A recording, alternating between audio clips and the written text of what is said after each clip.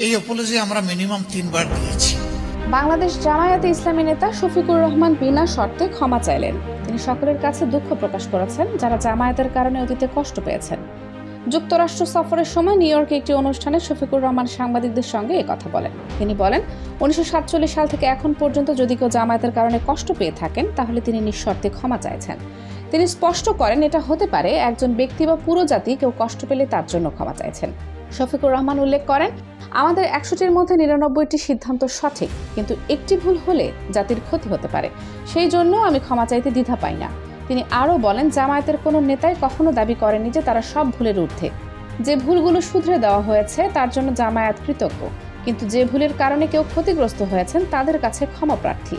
তিনি ইতিহাসের প্রসঙ্গও টেনে বলেন, 1971 সালে জামায়াতের ভূমিকা ছিল, তখন তারা মনে করেছিল পাকিস্তান অখণ্ড থাকা দরকার।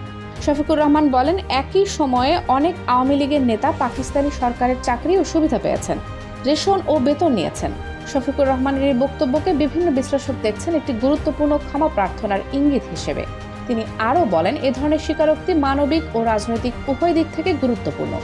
অনুষ্ঠানটি আয়োজন করেছিল coalition of Bangladeshi American association, কোবা।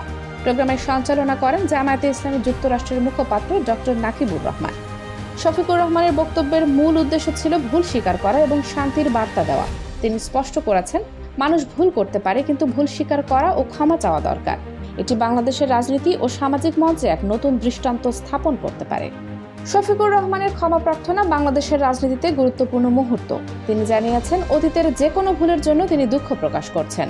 এবারের বার্তা স্পষ্ট, ভুল স্বীকার ও ক্ষমা চাওয়া মানবিক ও রাজনৈতিক দায়িত্ব।